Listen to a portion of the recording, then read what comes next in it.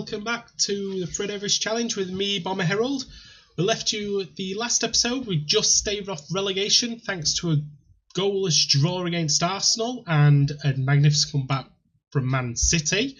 We're kicking off season 2, still in the Premier League, and we've rung the changes. As you can see on the right hand side, we've got rid of the troublemakers. So Matt Phillips, who was complaining about lack of first team football despite playing 27 times in the Premier League, he's gone to Newcastle for £8.25 million. The big whinger, Alan Neom, he's gone to Lyon for 3.8. Craig Dawson, I was going to keep him. He was going to be a part of the team as a backup, but then Watford came in for him. They offered 1.2 million at first. I turned it down and that got him whinging. He wants European football from Watford, so I told them, came back with £3.7 million deal, I'll let him go. Lo and behold, there they come, 3.7 million. We've also got a sell-on clause, I believe, on that one as well. Marco Ruben's gone to Fiorentina, again for 3.7 million.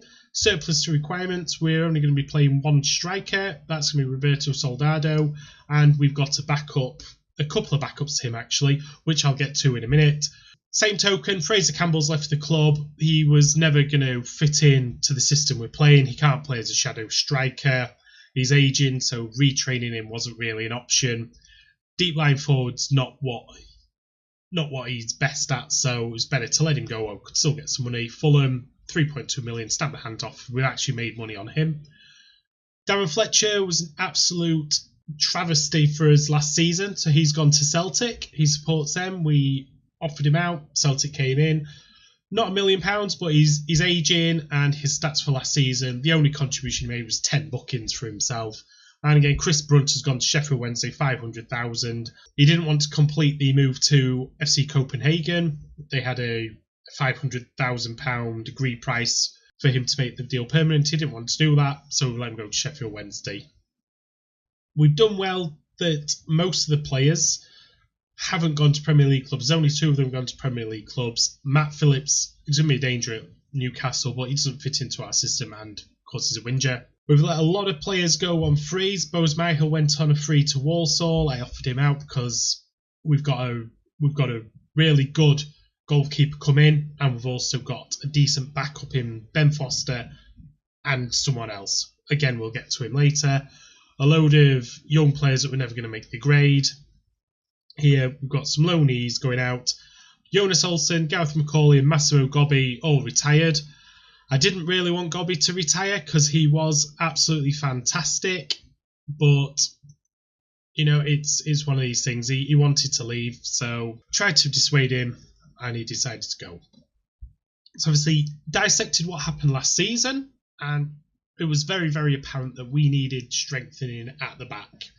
First signing of the season was £13 million Mason Holgate coming in from Everton. Fee could rise to £14 million. I believe that's if we qualify for Europe, we have to pay another £1 million on top.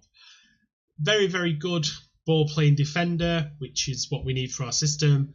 Bags of pace. He's got the decisions. He's got determination.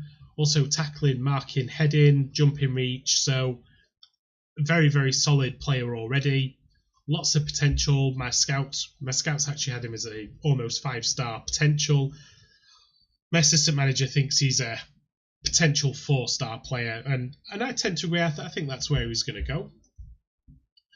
We've signed Tom Evans and Jeff Greenwood. Both these players came through our youth ranks last season. Now we offered them permanent deals straight away, and I think that's why they've shown as transfers. But if you look at him, Tom Evans, I mean, he can play on the right midfield as a right wing back, which is where he will be filling in, or over here as a ball-winning midfielder.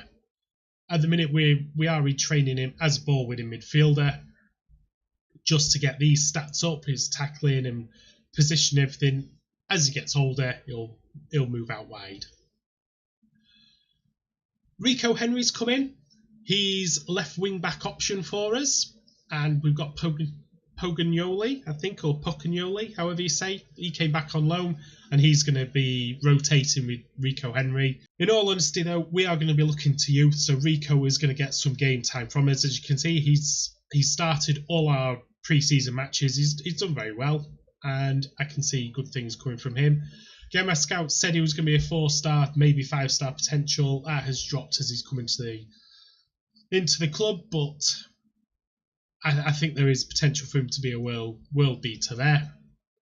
Goalkeeper Benoit Costil's coming on a free transfer. Bosman. Now he is a good player. He's just turned 30. He was 29 when I signed him, but he's just turned 30. He was actually in the French squad, but he's never played for him, as you can see. Now he's a lot better than Ben Foster, and I think we're going to get a couple of years out of him. I only need him to last 3 years, maybe 4, before our young player comes through and is able to start making Premier League appearances. We've got Dominic Solanke, Trent Alexander-Arnold coming on loan from Chelsea and Liverpool respectively. Everyone knows about Dominic Solanke. I've signed him. Initially I signed him to be a backup striker to Soldado, but I'm actually training him as a shadow striker. Only because in pre-season, that's where I've been playing him, and he's linked up so well with Soldado. 19 years old. If he does well, we're going to try and get him on a permanent deal. I've had him before, he's brilliant. And Trent Alexander-Arnold, I mean, such a utility player, fantastic player. He's going to provide us that depth that we need, the right wing-back position. Him and Patterson will rotate, and we're going to have good things again. I would like to sign him on a permanent deal. Nathan Smith came in after what's-his-face went. What was his name? Matt Dawson. Can't remember his name now. Can't remember. Craig Dawson, that's it. So we needed a replacement for him. Nathan Smith's come in. Got slightly overpaid for his quality now. 21 years old. Will he reach his 4.5-star potential? I don't know. But he's going to be a good rotating option anyway. We're going to play 3 central defenders. So we needed him. Reece Burke was a deal we worked on for quite a lot of the summer, if I'm honest. West Ham initially wanted 16 million for him. We've got him down to 9.25, 10.25 with the add-ons. And quite honestly, I think we've got him at a steal. He's been trained as ball-playing defender, as all our central defenders are. And I mean, this kid, 20 years old, I've seen him become a world beater on this game before. My scout and my assistant manager both agree on his potential ability. So there we are. The other player we've got, Lee Evans, signed him on a free. He's a good backup option. 23 years old. He's the second oldest player who signed other than goalkeeper.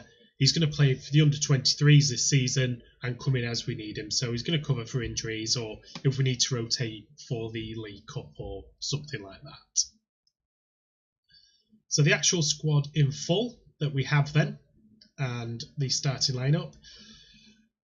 Let's see our new signings in there. Johnny Evans keeps his place. Rico Henry. Claudio Jakobs signed a new contract. So we're happy with that. 65 grand a week. It's just stopping going on a free at the end of the season. 30 years old. But Nasser Chadley's going to play as a shadow striker. The back three are going to be Mason Holgate, Reece Burke and Johnny Evans. And here's our reserves. Callum McManaman is being retrained as a right wing back, and he's going to be our third option. We are going with a very, very young side this season, and that's intentional. What I don't want to do is start signing old players and not giving my youth players a chance, because we've got some cracking youth players come through the ranks here. We've already looked at Tom Evans with his potential. We've also got the likes of Raheem Harper, who's already here, who's got lots of potential. He needs some game time. He's 17 years old. Jonathan Lecco, he's retrained as a striker, and he's going to come off the bench and fill in for Soldado. Hopefully he'll be a natural by the time Soldado his attributes start to fall, so he can come in and start playing up front for us.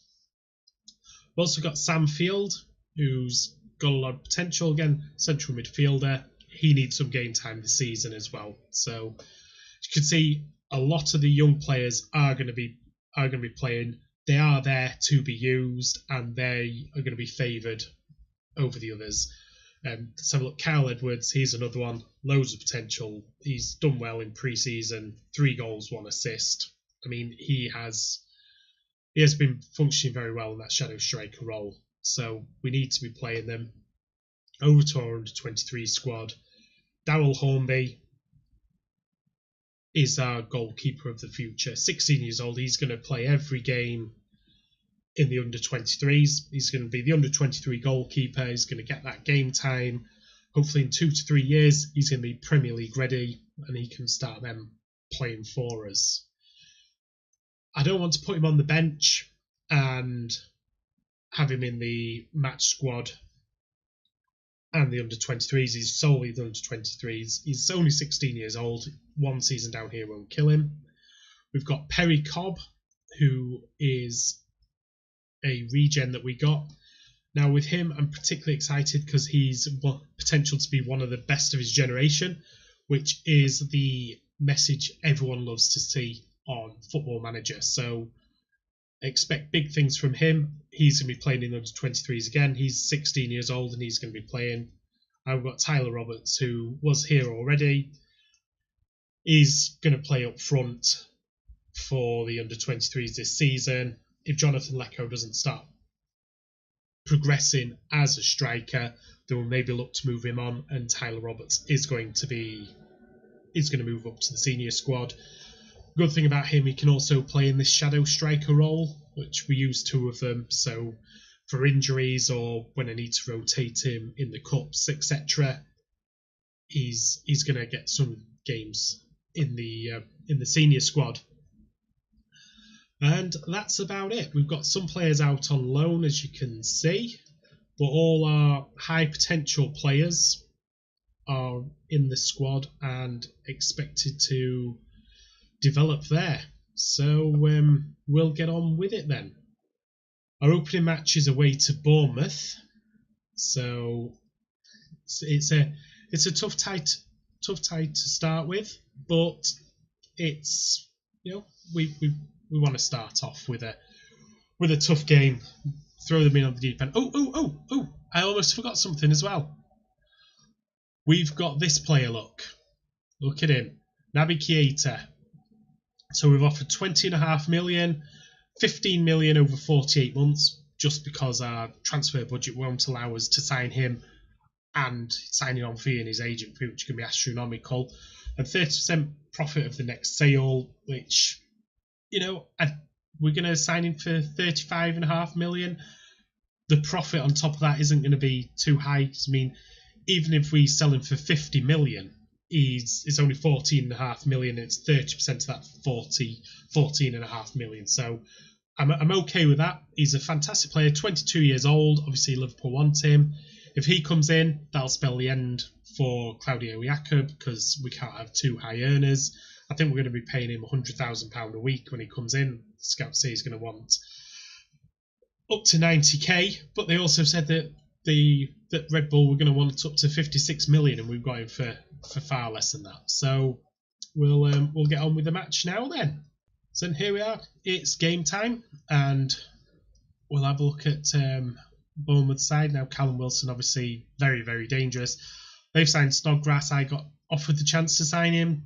Didn't want him. Don't play any kind of wingers, and he's not going to retrain as a wing back, is he? They haven't got Mark Wilson in the squad. I don't know if he's still there. I didn't want to sign him. It wasn't much cop for us last season, so I let him go. Our lineup then: Soldado up front, Nasser Chadley and Dominic Solanke as shadow strikers. We've got Andrea Poli as our ball-winning midfielder and Claudio Jakob as a box-to-box midfielder. We've got Rico Henry, the youngster, starting on the left. Trent Alexander-Arnold, another youngster, starting on the right. Mason Holgate, Reece Burke and Johnny Evans as our defenders. Benoit Costil as the goalkeeper. The club's captain for this season is Roberto Soldado, the most experienced player we've got, and also one of his aspirations, weirdly enough, was to captain West Brom. So I thought, obviously, we're definitely going to let him do that. We'll passionately tell him we owe Bournemouth. So yeah, Johnny Evans retains his place as vice captain, which was only fair because he was a good standing captain for us last season. So I could have promoted him up, but Soldado wanted the job, and Johnny Evans didn't want it. It wasn't in his aspirations or his future goals. So there we go. So they've got a free kick. Cooks it. Go Afobe to Francis, to Arta. Now closing down now. It's out to Snodgrass, and you just know that Snodgrass is going to be a danger for us because I've turned him down. Soldado to Jakob, to Poli, to Chadley, out wide to Rico Henry. The youngster can whipping across. No, that was a very intelligent ball. Now Soldado to Poli. Oh, it's tipped onto the post, but Dominic Solanke's offside anyway. So I mean, Soldado. I mean, that is a quality finish, completely unmarked in the box, and to get the season off how he intends to continue, Roberto Soldado absolutely smashing them in like this in pre-season. If he can continue in the regular season, I'll be very happy. Look at him, completely unmarked, takes a touch, and then smashes it into the bottom corner of the net. What a way to open up your season account. I'm hoping he's going to be our top scorer again this season, and I hope he's going to get. I'm aiming 15 goals from him this season. If we get 15 from him, we're going to need Nasser Chadley and Dominic Solanke to pop up with some goals as well. I'd like to see 10 each from them too, as they're playing as shadow strikers. So they should be getting into the box and making themselves known to the opposition's defence. So that's a very good first half. I'm very happy that we haven't conceded. So I'm happy with how things are going so far. Let's keep it up. And do you know what? I have faith in you. I have faith in you. I'm passionate. I'm very happy with your effort in the final third. Nodded in agreement. Brilliant. Do we need to bring anyone on? I think everyone's playing okay. We don't think we need to make any change. Not making changes for change's sake. Rivaldo Coetzee is still at the club, despite me not being very happy with one of his performances in my last videos, as you can see. But he's young. He's going to make mistakes like that. They're all young. Expect to see some of these at some point. So let's go on with the second half. Be nice if we can get off to a winning start. But I mean, we got off to a winning start last season. We beat Man City in the opening game of the season. We beat them 2-0, and look what happened to us then. So just because you win your first game doesn't necessarily mean you're going to have a good season. And on the flip side of that coin, obviously, just because you start with a defeat doesn't mean you're going to have a bad season.